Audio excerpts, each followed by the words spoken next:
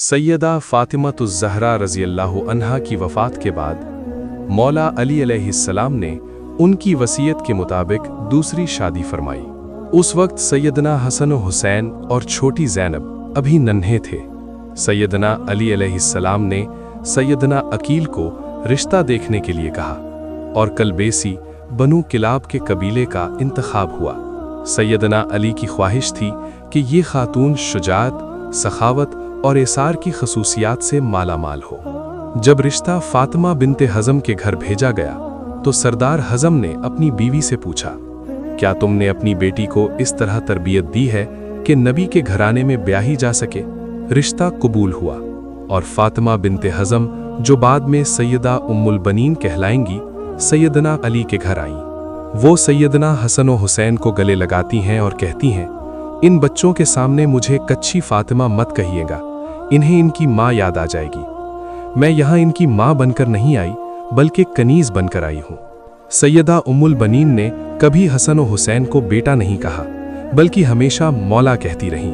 उनके 4 बेटे हुए, इसीलिए उन्हें उम्मुल बनीन भी कहा जाता है। अपने बेटों को हमेशा सैयदना हसन व हुसैन की इताअत और अदब सिखाया।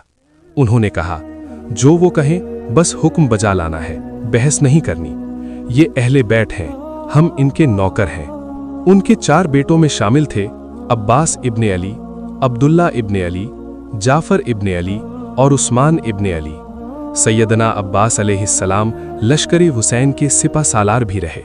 शुजाअत में उन्होंने ये मकाम हासिल किया कि दोनों हाथ से तलवारें चलाते थे। जंगे सफीन में जब सैयदना अली ने उन्हें भेजा, मोहम्मद बिन हनफिया ने पूछा, आप सिर्फ अब्बास को आगे क्यों भेजते हैं? सैयदना अब्बास ने जवाब दिया, हसन व हुसैन मेरे अब्बा की आंखें हैं और मैं उनका बाजू हूँ। मेरा काम है आंखों की हिफाजत करना।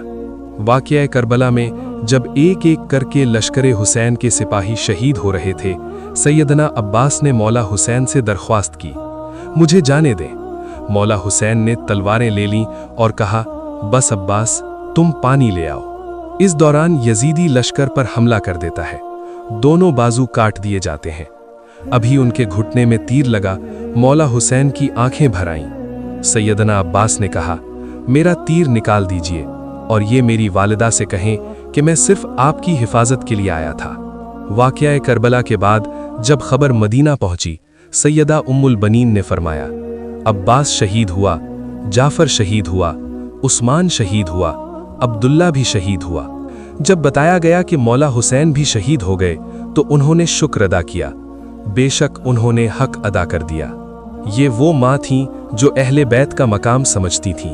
उन्होंने अपने सारे बेटों को इताअत और अदब सिखाया, खुद को इस घर की कनीज़ बनाया और हसन व हुसैन को कभी बेटा नहीं कहा, हमेशा मौला कहा। खुदा हम सबको अहले बैत का मकाम समझने और उस अदब व इताअत की हिदायत फरमाए जो सैयदा उम्मुल बनीन ने अपनी औलाद को सिखाई।